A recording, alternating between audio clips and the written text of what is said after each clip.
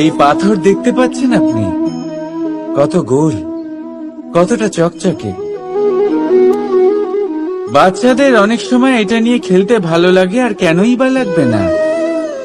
কতটা সুন্দর আর মসৃণ এটা।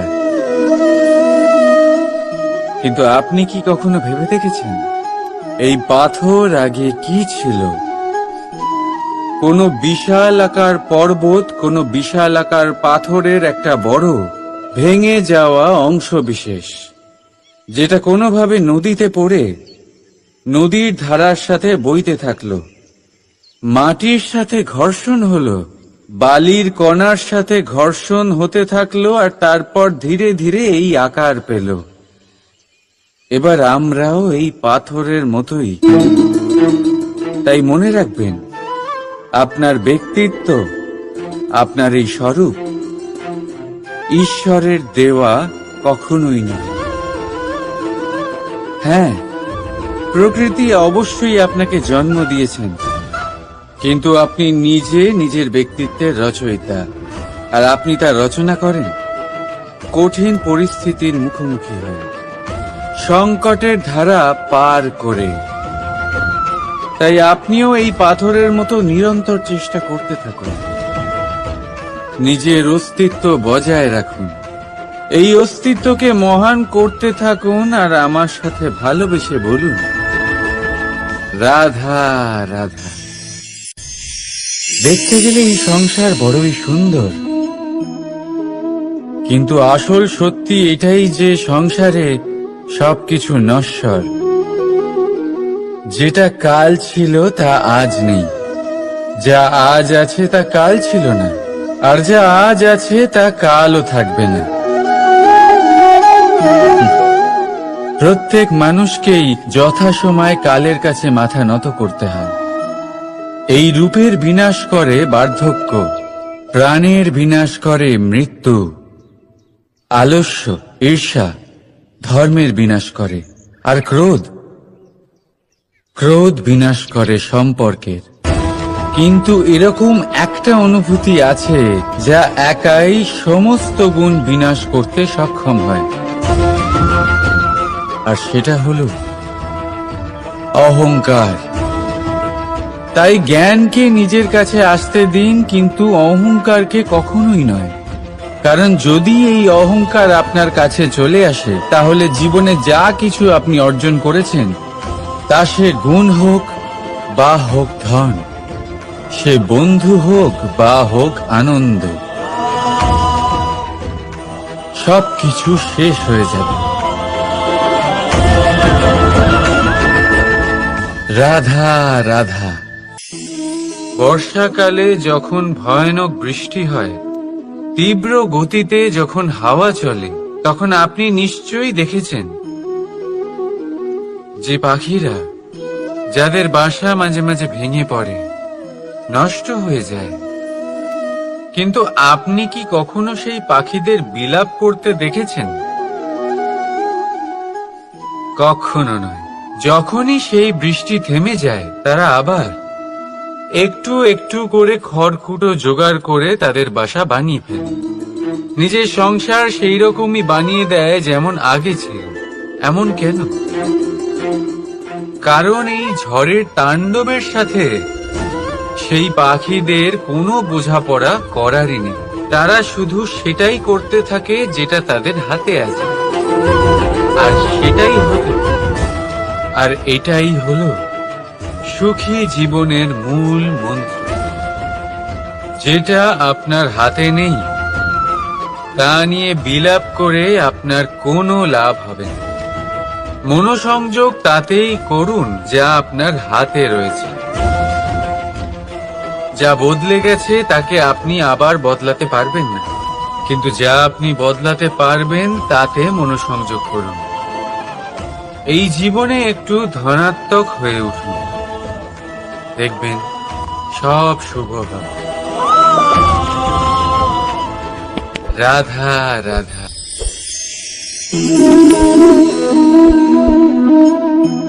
ছোটবেলায় একটা জিনিস আমি কখনো বুঝে উঠতে পারিনি। আমি সবসময় আশ্চর্য হয়ে থাকতাম যে এটা কি করে সম্ভব হতে পারে। ব্যাপারটা ছিল এরকম, আমি আমাদের গোয়াল ঘরে দেখতাম ভিন্ন ভিন্ন রং রূপের গাভী। কারোর রং কালো তো কারোর রং সাদা, কেউ খয়েরি তো কারোর রং বাদামি। এবার আমি দেখতাম কারোর কারোর শিং বড় তো কারোর এত ছোট যে দেখাই যায় না। কোনো গাভী আকারে ছোট ছিল তো কেউ একটু বড়, কিন্তু যখন সেই সব গাভী দুধ দিত তখন আমি দেখতাম সেই সব দুধ সমান, রং সমান, স্বাদ সমান, গুণও সমান, আর সমান পুষ্টিও। এবার আমি এটা বুঝতে পারতাম না। আমার দৃষ্টিতে তো সমস্ত গাভী আলাদা আলাদা ছিল। আমি ভাবলাম আমি মাকে জিজ্ঞেস করি। মাকে জিজ্ঞেস করলাম। মা আমাকে বললেন, কানাই, রং রূপ পাল্টালেও গাভীদের বাস্তবিকতা তো পাল্টায় না, গাভী তো গাভীই থাকবে। এবার আমি এটা বুঝতে পারি না যে মানুষ এটা আত্মসাৎ কেন করতে পারে না। দেখুন, রং, রূপ, জাত, ধর্ম, ভাষা, এই সবের উপরে হলো মনুষ্যত্ব। আর মনুষ্যত্বের একটাই ধর্ম, আর সেটা হলো প্রেম। তাই এই প্রেম আপনি সকলের সাথে ভাগ করে নিন, প্রেমের সাথে সকলের সেবা করুন। এই মনুষ্যত্বর অমৃত চেখে দেখুন, আর আপনি বুঝে যাবেন যে আমরা কেউ আলাদা আলাদা নই, আমরা সবাই সমান। রাধা রাধা। সাগর, কত বিশাল হয় এই সাগর! কি না করতে পারে এই সাগর! এক মুহূর্তের মধ্যে সব ধ্বংস করে দিতে পারে, প্রলয় ডেকে আনতে পারে, সংসার মুছে ফেলতে পারে। এই সাগর জীবন জ্যোতি নিভিয়ে দিতে পারে। কিন্তু এই সাগর যা মেটাতে পারে না তা হলো একজন তৃষ্ণার্তের তৃষ্ণা। অন্যদিকে এই ঘোড়া, যা এতটাই ছোট যে গোপিনীরা একসঙ্গে অনেকগুলো নিয়ে চলতে পারে, কিন্তু এই ছোট ঘোড়া অনেকের তৃষ্ণা মেটাতে পারে। এবার বলুন, জল সাগরেও আছে, আবার এই ঘোড়াতেও। তাহলে পার্থক্য কোথায়? এখানে পার্থক্য হলো তাদের আচরণের মধ্যে। একজন মাটির মধ্যে মিষ্টি জল ধরে রাখে, তো আরেকজন নিজের নোনা জলের আঘাতে যে কাউকে মাটিতে মিশিয়ে দিতে পারে। আপনি কি হতে চাইবেন? সাগরের নোনা জল হয়ে কারোর আশা চূর্ণ বিচূর্ণ করে দিতে, নাকি মিষ্টি জলের ঘোড়া হয়ে কারোর তৃষ্ণা মেটাতে? সিদ্ধান্ত আপনার। রাধা রাধা। কতবার এমন হয়, আপনি কোনো কাজ করার জন্য কাউকে দায়িত্ব দেন, কিন্তু সেই ব্যক্তি সেই কাজ সম্পন্ন করতে পারে না, অসম্পূর্ণ রেখে দেয়, অথবা ঠিকভাবে করতে পারে না। এবার এই পরিস্থিতিতে কি হয়? আপনি ক্রুদ্ধ হয়ে যান, তার উপরে আপনি রেগে যান, তাকে তিরস্কার করেন, আর তারপরে সেই কাজ সম্পন্ন করতে আপনি নিজেকেই নিযুক্ত করেন, আর শেষ পর্যন্ত সেই কাজ সম্পন্ন হয়েই যায়। এবার এই বিষয়ে সমস্যা সেই ব্যক্তির চেষ্টায় নয়, সমস্যা আপনি যে সেই ব্যক্তিকে ভরসা করলেন তার ছিল। আমরা অন্যের প্রতি ভরসা করাকে প্রথম পদক্ষেপ বানিয়ে, আর নিজের উপরে বিশ্বাসকে শেষ সম্বল। কিন্তু তার বদলে এটাই হওয়া উচিত যে নিজের উপরে ভরসাকে আমরা প্রথম পদক্ষেপ বানাই, তাকে নিজের সহায় মানতে হবে। যদি আপনি এমন করেন তাহলে পরিণাম আরো সুখকর, আরো আনন্দদায়ক হবে। তাই মনে রাখবেন, এই সংসারে আপনার সব থেকে বড় ভরসা আর কেউ নেই। এই সংসারে আপনার সব থেকে বড় রক্ষাকর্তা আর কেউ নেই, বরং আপনি নিজেই। রাধা রাধা। আসুন আপনাকে একটা প্রশ্ন করছি, সোনা আর লোহার মধ্যে তফাৎ কি? এবার বেশিরভাগ লোকের উত্তর এটাই হবে যে সোনা বহুমূল্য। সোনার মূল্য লোহার থেকে আমাদের আরো বেশি সুন্দর দেখায়। অন্যদিকে লোহা সেই সৈনিকদের ঢাল ও তলোয়ার হয়ে তাদের রক্ষা করে, যারা আমাদের প্রাণকে রক্ষা করেন। এই সৈনিক না থাকলে আমাদের প্রাণও থাকবে না। এবারে বলুন, সোনার মূল্য বেশি হওয়াতে কি লোহার মূল্য কমে যায়? কখনোই নয়। ঠিক সেইভাবে এই জীবনে আপনি যতই চেষ্টা করুন, কিছু না কিছু এমন থেকে যাবে যা আপনি কখনোই পাবেন না। আর সেই কারণে নিজেকে অক্ষম মনে করা অনুচিত। হতে পারে আপনার কাছে সেই গুণ আছে যেটা সংসারে আর কারোর কাছে নেই।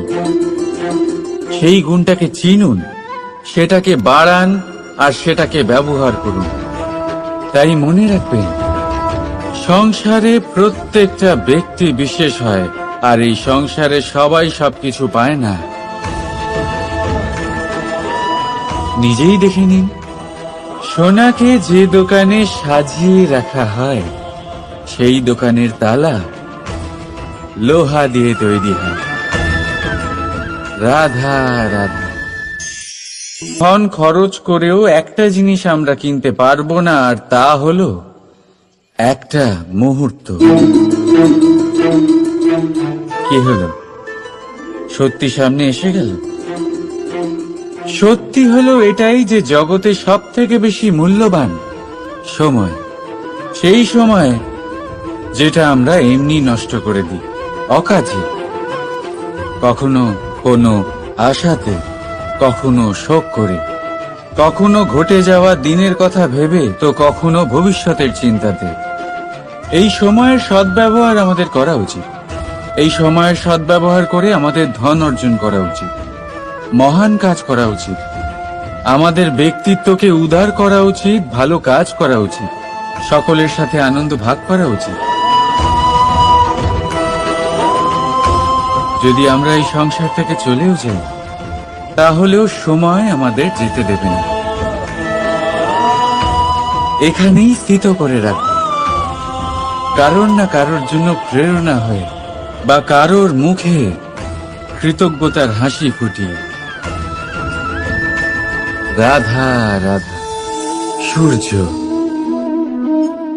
এই সংসারে সব থেকে বেশি তেজস্বী এই সূর্য, সব থেকে বেশি উজ্জ্বল, সব থেকে বেশি শক্তিশালী। কিন্তু আপনি কি কখনো সূর্যোদয় দেখেছেন? এই শক্তিশালী সূর্য কিভাবে উদয় হয়?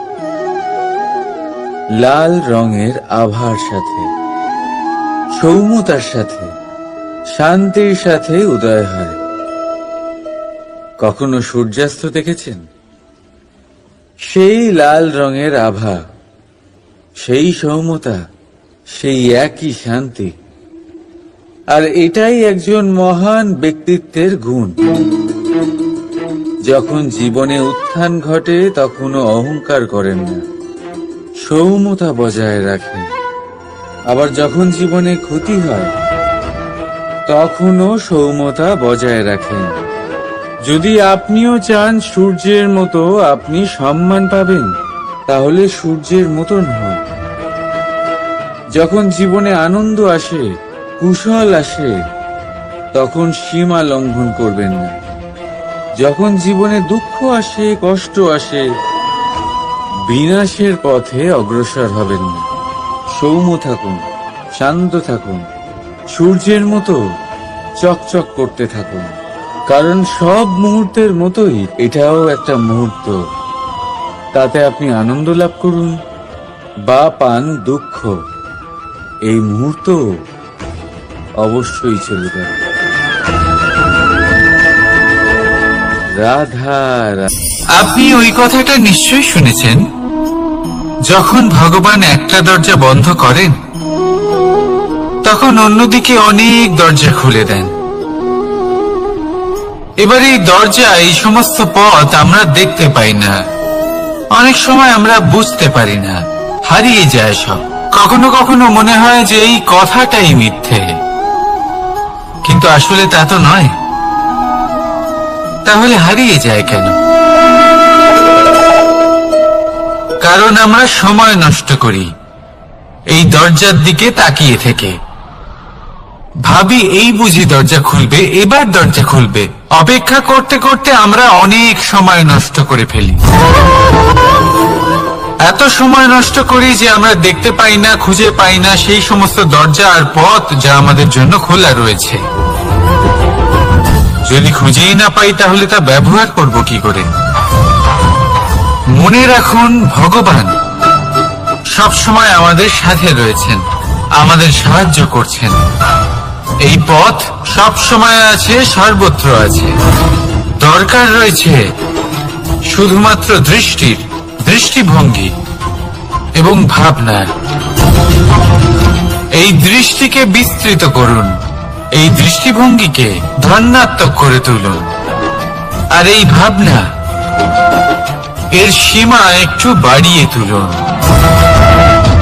তারপর দেখবেন সব খুঁজে পাবেন।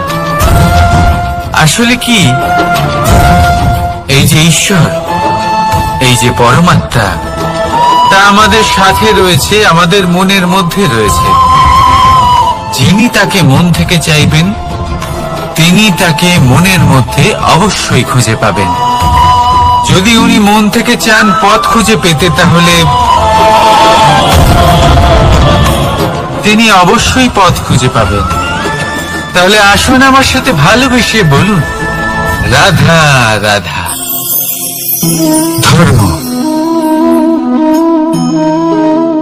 আমরা সকলে ধর্মের বিষয়ে কথা বলি, কখনো নিজের ধর্মের বিষয়, আর কখনো অন্যের ধর্মের বিষয়।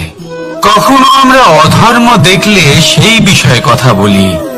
অনেক রকম আলোচনা হয়, কিন্তু এই ধর্ম আসলে কি, সেটা কি কেউ বোঝে? যদি আমি আপনাকে উত্তর দিই, এই উত্তর সরল।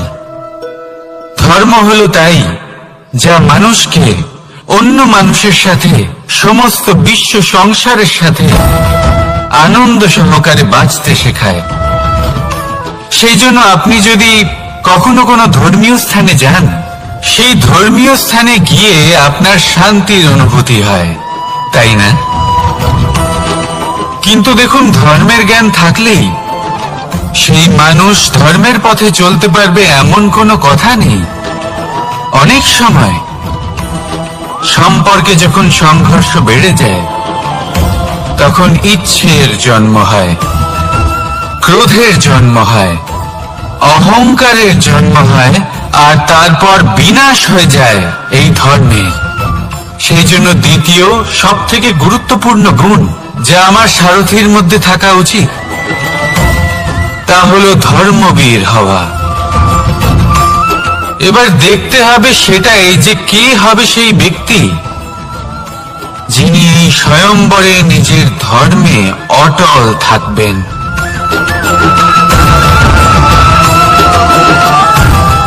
কারণ সেই ব্যক্তি এই সংসার থেকে সরে এসে ধর্মের পুনঃস্থাপনের এই মহাকার্যে আমার সারথি হতে পারবেন। তাহলে আসুন আমার সাথে ভালোবেসে বলুন, রাধা রাধা। কর্ম, ধর্ম, জ্ঞান, এই তিন স্তরে অনেক মানুষ পৌঁছতে পারেন। অনেকে এই পরীক্ষা দিয়ে তাতে উত্তীর্ণ হয়ে যেতে পারেন, কিন্তু শিখরে পৌঁছে শাসন তিনিই করতে পারেন যার কাছে এই চতুর্থ গুণটিও থাকে। সমর্পণ। অত্যন্ত গুরুত্বপূর্ণ একটা গুণ এটা। এই সমর্পণ আসলে অত্যন্ত গুরুত্বপূর্ণ। পূর্ণ সমর্পণ দরকার নিজের লক্ষ্যের প্রতি, সমর্পণ নিজের কর্তব্যের প্রতি, সমর্পণ নিজের আত্মার থেকে নির্গত স্বরের প্রতি, সমর্পণ নিজের রথের প্রতি, অর্থাৎ আমার প্রতি। এবার এই পরীক্ষায় অত্যন্ত কঠিন এক বাঁক আসতে চলেছে, যেখানে সারথীকে সমর্পণের নিরিখে পরীক্ষা করা হবে, আর তাতে উত্তীর্ণ হওয়ার পরেই তার হাতে ধর্ম স্থাপনের রথের রাশ তুলে দেওয়া হবে। দেখা যাক কি হয়।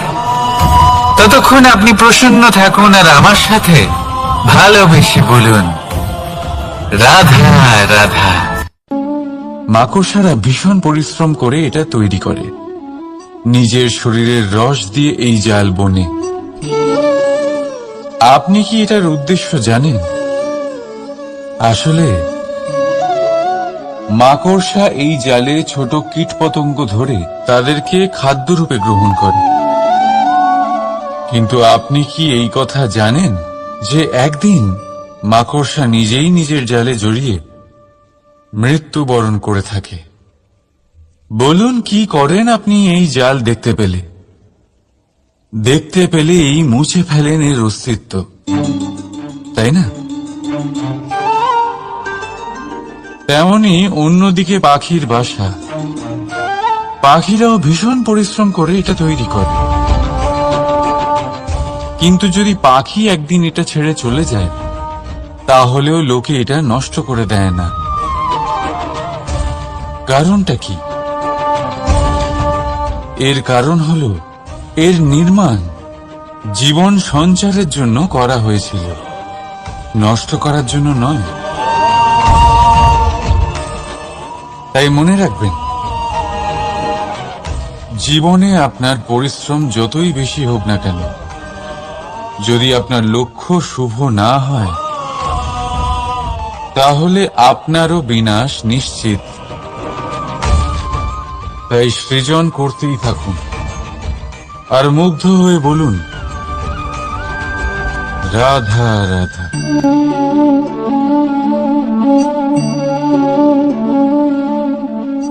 আপনার কি মনে হয় আমি কি করছি? আপনি বলবেন আমি প্রদীপ জ্বালাচ্ছি। সঠিক, কিন্তু প্রশ্ন হচ্ছে যে আমি কি আপনাকে বলেছি যে একে প্রদীপ বলা হয়? না।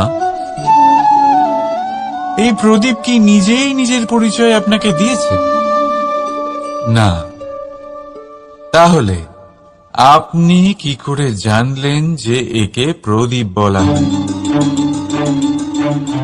উত্তর হচ্ছে প্রকাশ, যে স্বয়ং জ্বলে অন্ধকারের মধ্যে সংসারকে পথ দেখায়, সেটাই প্রদীপ। যা নিরাশার মাঝে আশার আলো প্রদর্শন করে, সেটাই প্রদীপ।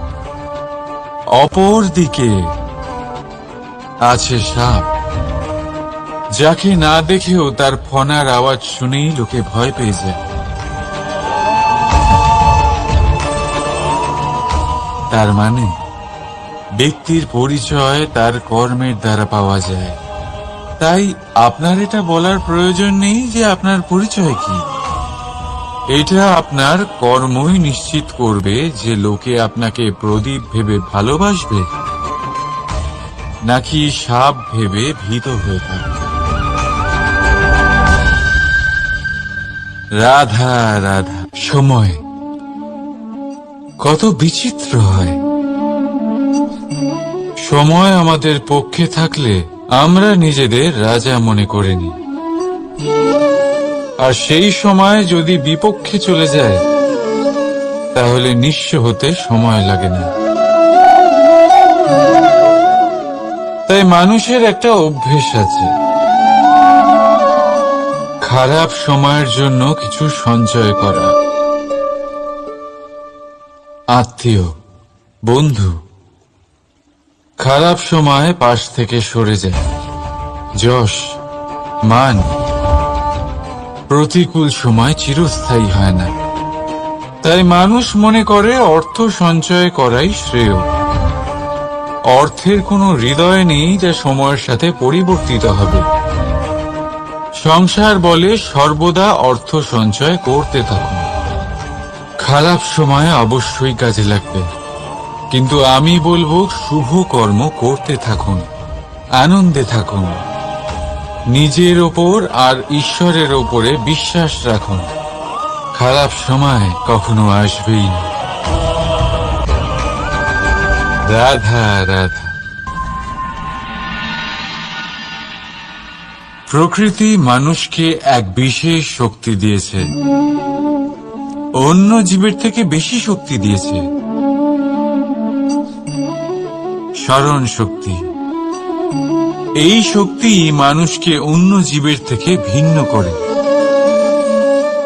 ইতিহাস রচনা করার প্রেরণা দেয়, জ্ঞানকে বংশানুক্রমে এগিয়েও নিয়ে যায়।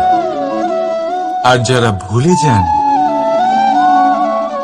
অধিকাংশ সময় তারা উপহাস আর দয়ার পাত্র হয়ে যান। কিন্তু এটাই কি প্রকৃত রূপে সত্য? না। এই স্মরণ শক্তি মানুষের বিকাশে সব থেকে বড় বাধা হয়ে দাঁড়ায়। তার মনকে দূষিত করে দেয়। খারাপ অভিজ্ঞতা, কারোর করা বিশ্বাসঘাতকতা, কারোর কটাক্ষ বেশিরভাগ মানুষই ভুলতে পারেন না, আর তারপর প্রতিশোধ নিতে উদ্যত হন। প্রথমে সময় নষ্ট করেন প্রতিশোধের প্রস্তুতিতে, আর তারপর সময় নষ্ট করেন প্রতিশোধ নেওয়ার সুযোগ খুঁজতে।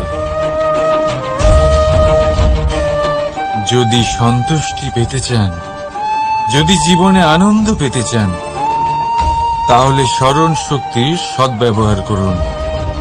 নিজের স্মরণ শক্তিকে চালনা করুন শুধুমাত্র ভালো কথা আর ভালো স্মৃতির দিকে।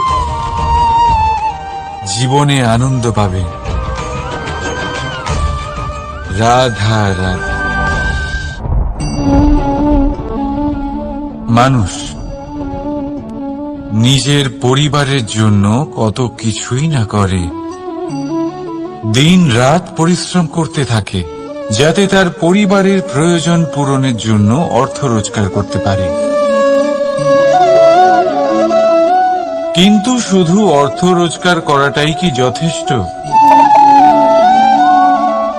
আপনি বলবেন, হ্যাঁ নিশ্চয়ই, অর্থ দিয়ে সবকিছু পাওয়া যায়, বিদ্যা পাওয়া যায়, বাড়ি পাওয়া যায়, ওষুধ পাওয়া যায়, আর কত কিছুই না পাওয়া যায়। এইসব একটা পর্যায় পর্যন্ত সঠিক, কিন্তু একটু মন দিয়ে ভেবে দেখুন, যখন কোনো শিশু অসুস্থ হয়ে পড়ে তখন সে ওই তিক্ত ওষুধ কেন খেয়ে নেয়? এই জন্য কারণ ওর পিতা সেই ওষুধ অর্থ দিয়ে কিনেছে? না, বরং এই জন্য কারণ তার পিতা যে তার সামনে দাঁড়িয়ে, তার ওপরে তার বিশ্বাস আছে। বিশ্বাস আছে যে উনি তার কিচ্ছু হতে দেবেন না। এই বিশ্বাস, এই সংস্কার, এই শিক্ষা কখনো অর্থ দিয়ে পাওয়া যায় না। এটা পাওয়া যায় সেই সময় থেকে যা মাতা পিতা তাদের সন্তানের সাথে কাটিয়েছেন। তাই জীবনে অর্থ অবশ্যই উপার্জন করুন, কিন্তু নিজের পরিবারকেও সময় দিন, আনন্দ পাবেন। রাধা রাধা। বিরোধিতা এমন এক শব্দ যা শুনে আমরা সবাই ভয় পেতে থাকি। যদি কেউ আমাদের বিরোধিতা করে তা আমাদের সহ্য হয় না। আমরাও কারোর বিরোধিতা করে কোনো শত্রুতা করতে চাই না। এই ধরনের ভাবনা আমাদের মনে আসতেই থাকে। কিন্তু বিরোধিতা, এই শব্দ আপনার শান্তির জন্য, আপনার সুখের জন্য কতটা গুরুত্বপূর্ণ তা আপনারা জানেন না। তাই যদি কাল এসে কেউ আপনার বিরোধিতা করে, তখন সবার আগে নিজেকে যাচাই করুন। আপনি কি ভুল করেছেন? আপনার দোষ কি? নিজের মধ্যে কি ত্রুটি আছে সেটা বোঝার চেষ্টা করুন। নিজেকে সংশোধন করার চেষ্টা করুন, তারপর দেখুন বিরোধিতার এই আগুন আপনাকে স্বর্ণ থেকে কুন্দন বানিয়ে তুলবে। বলা হয় এই সংসারে খারাপ বেড়েই চলেছে, কিন্তু তার কারণ এ নয় যে খারাপ মানুষ বেড়ে চলেছে। তার কারণ হলো যে ভালো মানুষ, যাদের ভালো চিন্তা, ভালো বিচারধারা আছে, তারা খারাপের বিরোধিতা করতে পারে না। যদি আপনার সম্মুখে কোনো খারাপ কর্ম হয়, তাহলে তার বিরোধিতা করতে সংকোচ করবেন না, কারণ বিরোধিতার এই আগুন মন্দকে পিছুপা হতে অবশ্যই বাধ্য করে। রাধা রাধা। বিশ্বাস, জীবনে বিশ্বাস কতটা গুরুত্বপূর্ণ। একজন স্ত্রী তার স্বামীর হাত ধরে যে কোনো জায়গায় যেতে পারেন, এর কারণ হলো বিশ্বাস। তার নিজের স্বামীর ওপরে বিশ্বাস আছে। যখন একজন মা তার ছোট বাচ্চাকে কোলে তুলে হাওয়ায় ওঠায়, তখন সেই বাচ্চা ভয়ভীত হয়ে যায় না। তার কারণ হলো বিশ্বাস। তার বিশ্বাস আছে যে তার মা তার কিচ্ছু হতে দেবে না। এক বৈদ্যের দেওয়া ঔষধ সন্তান কিছু না বুঝে শুনেই খেয়ে ফেলে। সেই বৈদ্যের জ্ঞানের বিষয়ে তার কোনো ধারণাই থাকে না, শুধু নিজের পিতার উপরে বিশ্বাস আছে যে তার পিতা তাকে খারাপ কিছুই দেবে না। যখন এই সংসারের প্রতিটা বন্ধন বিশ্বাসের উপরে দাঁড়িয়ে আছে, তাহলে কেন এই বিশ্বাসকে আমরা জীবনে আনতে পারি না? আপনি নিজেই দেখুন, এই বিশ্বাস নিজের জীবনে এনে দেখুন, সবকিছু আরো সুন্দর হয়ে যাবে। তাই ভালোবেসে বলুন রাধা রাধা।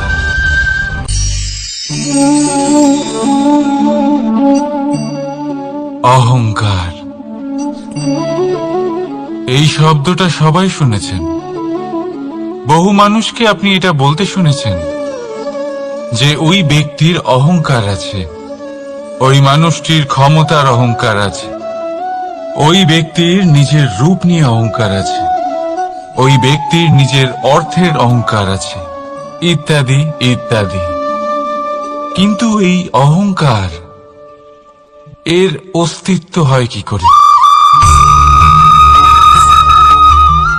এবারে একবার এই হাতটা দেখুন।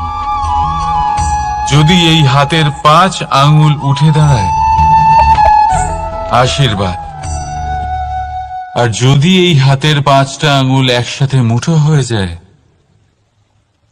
শক্তি, সংকটের বিরুদ্ধে ঢাল। কিন্তু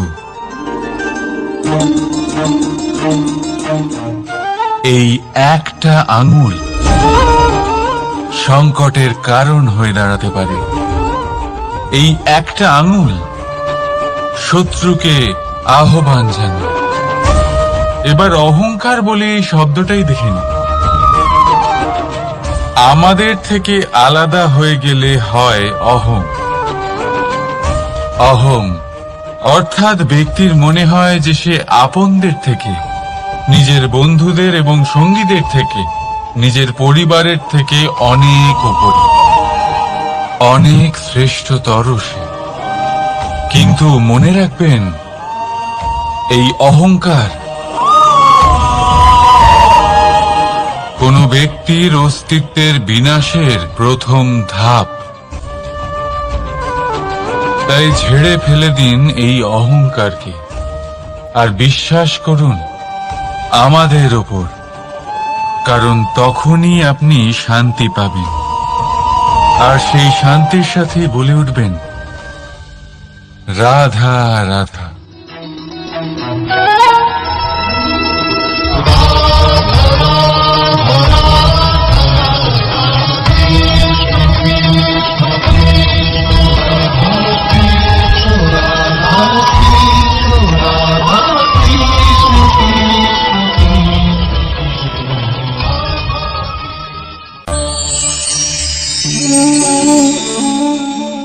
সাফল্য। যদি আপনাকে জীবনে সাফল্য পেতে হয়, তাহলে আপনি একাধিক মানুষ পাবেন যারা একাধিক উপায় বলবে আপনাকে সাফল্য পাওয়ার। দীর্ঘ সময় ধরে পরিশ্রম, চেষ্টা, নির্ধারণ, নিষ্ঠা এই বিষয়ে ভাষণ দিতে থাকবেন। একাধিক রকমের উদাহরণ আপনার সামনে তুলে ধরবেন। কিন্তু আমার এটা মনে হয়, আমরা কেন সেই বিষয়ে কথা বলি না যা মানুষকে অসফল করে তোলে? শুধু দুটো ব্যাপার অসফল হওয়া নিশ্চিত করে। শুধু দুই ধরনের মানুষ বেশিরভাগ অসফল হন। প্রথম তারা যারা ভাবে অনেক কিছু কিন্তু কিছুই করে না। আর দ্বিতীয় তারা যারা অনেক কিছু করতে থাকে কিন্তু ভাবনা চিন্তা না করে। ভাবনা আর কর্ম, এদের মাঝে সামঞ্জস্য রাখা খুব জরুরি। যদি এটা থাকে, তাহলে জীবনে কখনো অসফল হবেন না। রাধা রাধা। আপনি অনেককে এই কথা নিশ্চয়ই বলতে শুনেছেন, এই ব্যক্তির দৃষ্টিতে দম্ভ আছে, এই ব্যক্তির চোখের ওপর অহংকারের পর্দা পড়ে আছে, ইত্যাদি ইত্যাদি। চলুন আমি আপনাকে একটা প্রশ্ন করছি। আপনি দেখেন কি দিয়ে? দৃষ্টি দিয়ে নাকি দৃষ্টিভঙ্গির সাহায্যে? ভাবুন। চিন্তায় পড়ে গেলেন নিশ্চয়ই। দৃষ্টি যে কোনো বস্তুর বা যে কোনো মানুষের শুধু বাইরের রূপটা দেখায়, যেখানে দৃষ্টিভঙ্গি আপনাকে সোজা আসল পরিচয়ের সাথে সাক্ষাৎ করায়। উদাহরণ হিসেবে চন্দ্র। চন্দ্র আমরা সবাই দেখেছি। বহু মানুষ আছেন যাদের চন্দ্র অত্যন্ত সুন্দর লাগে। আবার কিছু মানুষ এমনও আছেন যারা এই চন্দ্রের মধ্যেই দাগ খুঁজে বার করেন। এই হলো দৃষ্টিভঙ্গি। যদি নিজের দৃষ্টিভঙ্গিতে প্রেম রাখেন, ভালোবাসা রাখেন, সম্ভ্রম রাখেন, তাহলে তার বদলে আপনিও প্রেম আর সম্মান অবশ্যই পাবেন। এবারে দেখুন, যে জল দিয়ে ঈশ্বরের মূর্তি ধোয়া হয় তাকে চরণামৃত বলা হয়। এটার কারণ দৃষ্টিভঙ্গি। এখন আপনি পাথরকে ভগবান ভেবে পুজো করবেন, নাকি ভগবানকে পাথর ভেবে পরিত্যাগ করবেন? সিদ্ধান্ত আপনার, কিন্তু এই সিদ্ধান্ত নির্ভর করে আপনার দৃষ্টিভঙ্গির ওপর। তাই নিজের দৃষ্টিভঙ্গি শুভ রাখুন, নিজের দৃষ্টিভঙ্গিতে ভালোবাসা রাখুন, আর আনন্দে বলুন রাধা রাধা।